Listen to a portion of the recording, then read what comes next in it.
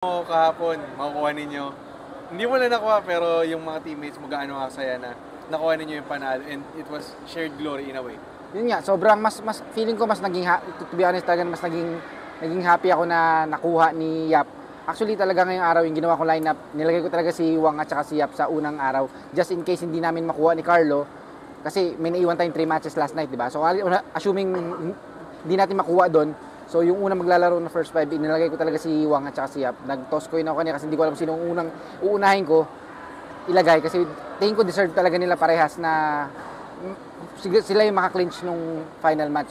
Kasi talagang yung nilaro nila is sobrang ganda throughout the event. Kaya sabi ko nga kahit na alam ko yung mga fans gusto na isa sa amin ni Carlo yung makakuha nung pinaka-final match, syempre dahil nandito sa bansa natin. Pero yun eh, fans perspective yun eh. So nilagay ko as a player's perspective. Bilang ako yung parang naging captain na rin. So talagang sila, feeling ko, deserve talaga na. And deserve naman talaga nila na sila yung makakuha. Yun, seeing the crowd really supporting you, gaano kalaking bagay ito, lalo na parang merong renaissance ng billiards dito sa bansa natin. Sobrang saya. Hindi ko rin talaga in-expect na ganito na pala talaga kalaki ulit yung kasi sobrang tagal na huli nagka-event sa atin ng ganito. Hindi ko normally nakikita na yung ganito eh. Kaya sobrang happy ako ngayon na ganito yung naging feedback. And hopefully next year nag-announce sila na dito ulit gaganapin sa atin. Sana suportahan niyo po kami ulit. Suportahan niyo yung Reyes Cup na to regardless po kung makasama pa man ako or hindi. Yun, para lalo mas gumanda po yung laro. Yun na ang ingay nung tapos natin sa Reyes Cup pero kalahati ng gabi halos ang tahimik na dahil sa grabing panakot ng Team Europe. Ano lang masasabi mo dun sa pinakita nila ngayon, lalo na rin si Jason Shaw na grabe rin yung pinakita? Actually talagang in-expect ko yun eh, na ganun mangyayari ngayong araw kasi tingin ko eh, para sa kanila wala nang mawawala sa kanila eh. Mag-enjoy na lang sila and dun lalabas yung totoong mga laro nila. Kasi in the past 3 days parang syempre nakalamang kami so na-pressure sila ng konti which is normal naman, pwede naman mangyari vice versa yun. So kaya yun, ngayong araw expect ko yun na pwede silang bumalik. Kaya nga ang ginawa ko sa lineup is yung last 3 kami ni Carlo and Co, nilagay ko sa pinakahuli just in case na talagang umabot sila na medyo malayo. Eh, nandun pa naman kami, nakaback up pa naman kami. Johan, may pep talk ba kayo kanina para kay Aloysius bago yung laban niya kay FSR? Oh, hindi. Sinabi ko sa kanya, bago nga siya pumasa, sabi ko ito yung, alam naman niya na ito yung gusto kong mangyari. Kasi sinabi ko sa kanila kanina sa van, papunta kami na gusto ko isa sa kanila ni Wang yung makakuha. Pinaliwanag ko naman sa kanila kung bakit naging ganun yung lineup ko. And yun, umabot nga kami sa ganun. Sabi ko sa kanya, ito yung gusto kong mangyari. Sabi niya, sabi ko, enjoy mo lang yan. And kung para sa iyan, para sa iyan. Kasi kung nakuha ni Wang yung first match, siya rin yung mag-MVP. Kasi talagang sobrang tight na ano nila. Kahit sino lang manalo sa kanila, MVP na. Just gonna get a few more people from Team Asia over. Okay. Dito ka. Ito, may taga-English ako. English tanong dito. Wala, Tagalogin nila. Pagka magpapakaut ako. Sige. Johan, Yeah. Sir Carlo, one question, how will you guys be celebrating this week?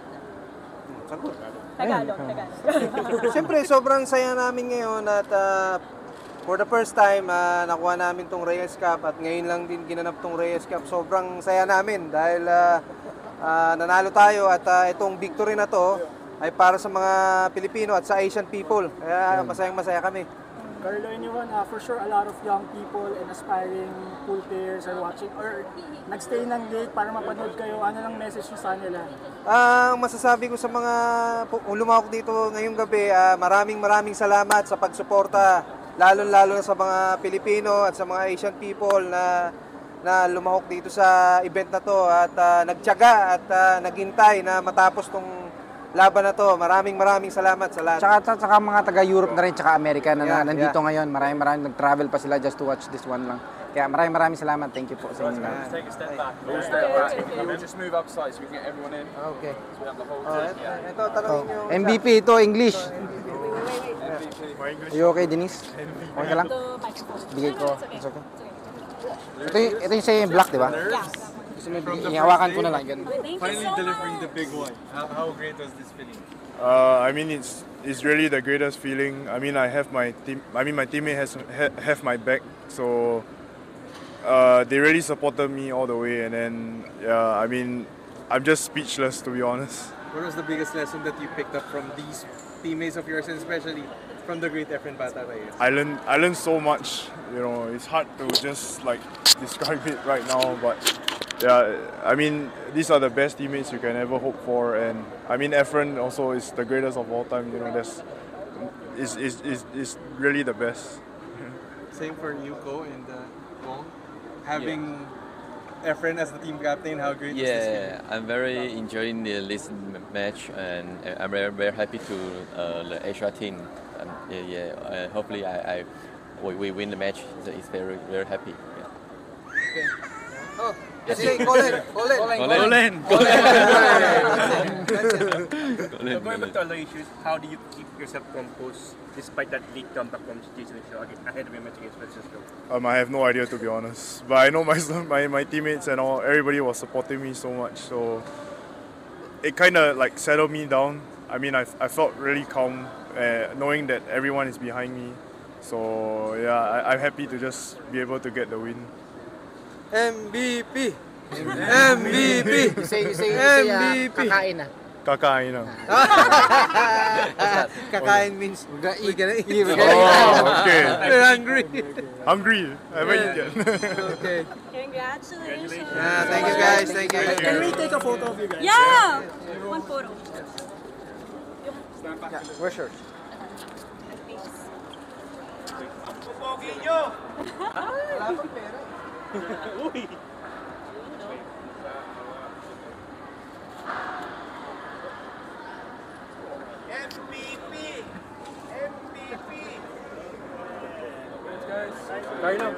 Carlo.